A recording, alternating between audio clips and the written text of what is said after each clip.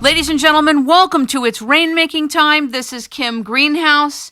We're discussing barter today. Barter is an ancient method of using services and products and goods to do business with each other without using money as the medium of exchange. I just found out the other day that barter is legal, and I always thought it had been determined as not legal.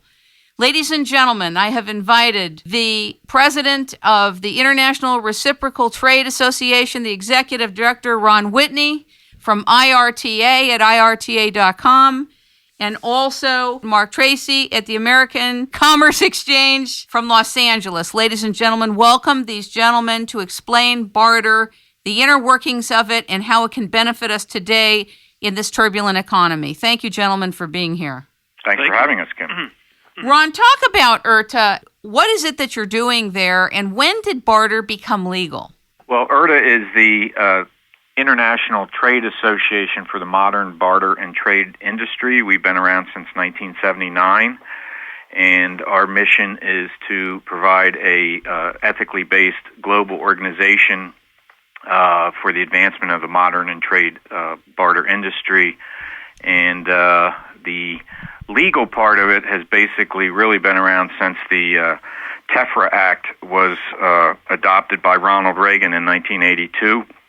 And that act basically legitimized the entire barter industry and categorized barter exchanges as third-party record keepers and mandated that barter exchanges send out 1099-B forms to all of their members who had sales in the exchange. So since 1982, the barter industry has been totally above board and has grown tremendously since then. What percentage of industry would you say at this time are using barter as a medium of exchange?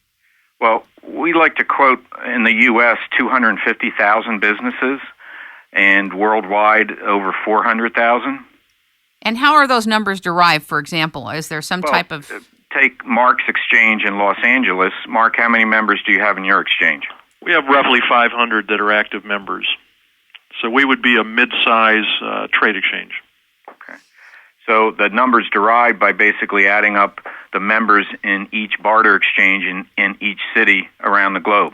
And does IRTA keep records of all that? Are you the clearinghouse for all barter exchanges as well? Well, we actually do have our own third-party trading platform called Universal Currency, but not every barter exchange on the planet is on that particular trading platform.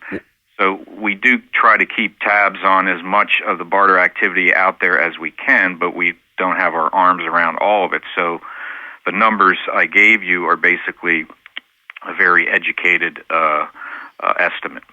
How do you assess the proper reciprocal value in a trading transaction? And either one of you can answer that, but I've been curious about it. Mark, you do that every day. Why don't you take that one? Well, I think it's important to have a network of business owners that, first of all, are ethical and come from integrity. And, we sign up most of our people from referrals. And what we find is the people that we get from our referrals are either equal, if not better, as far as the quality goes. So it's real important that you have a hands-on organization where you can find out if anybody's doing something they shouldn't be doing, whether it's bumping up prices or poor quality or poor follow-up. You get rid of these people because it's a networking organization. And how your barter exchange is going to grow is based on quality. More and more new accounts. Take us into a real life scenario. Let's say my company, the Rainmaking Company, represents an artist that has remarkable paintings. And there's somebody else who likes those paintings and they're going to offer some type of product or service in exchange for purchasing those. Is that the correct scenario? Let me just stop you right there. It's not a one-on with a barter organization. It's not a one-on-one situation. It's all about debits and credits. Basically, a member will earn credits. Let's just say, for example, I'm a florist and Ron is an auto repair person, and I need a new transmission in my car, and it's going to cost $1,000. Okay? First of all, I don't have to pay $1,000 worth of cash. I pay $1,000 worth of flowers, which really cost me how much? Okay, whatever my hard cost is. Now, Ron will have $1,000 in his account. I will be debited out of my account.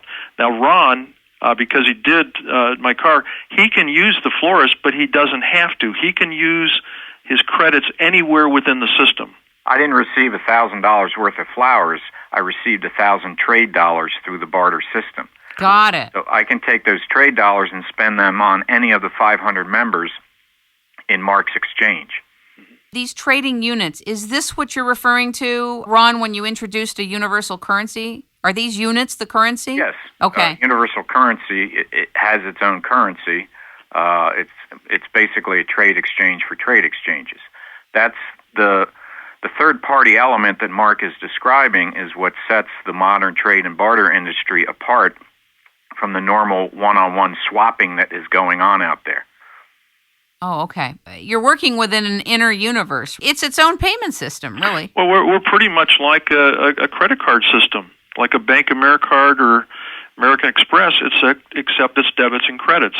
At the end of the month, we will give our members a statement showing exactly what they purchased and what they sold. And the bottom line, it's either a debit, they owe us credits, or credit, we owe them credits.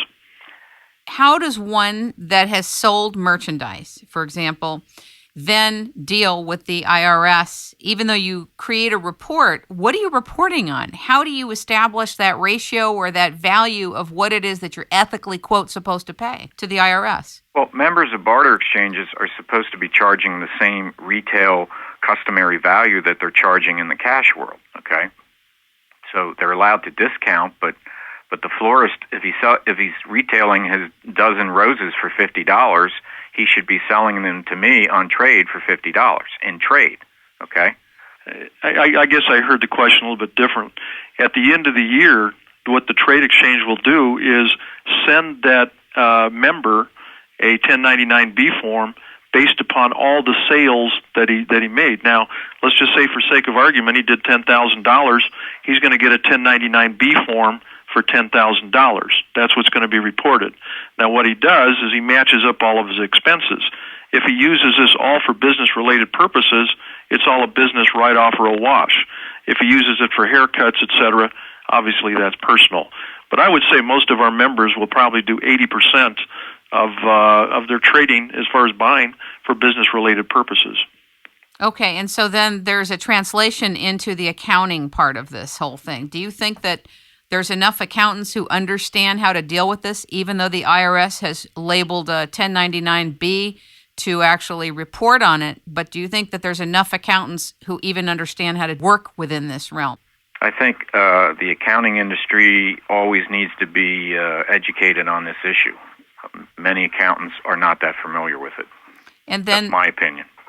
But the ones that are, I know we have about eight members that are accountants, and they're on top of it. And if anybody has any questions or an accountant has a question that they're unfamiliar, we will just refer them to one of the 8 accountants that is familiar, exactly, and just show them exactly where everything stands.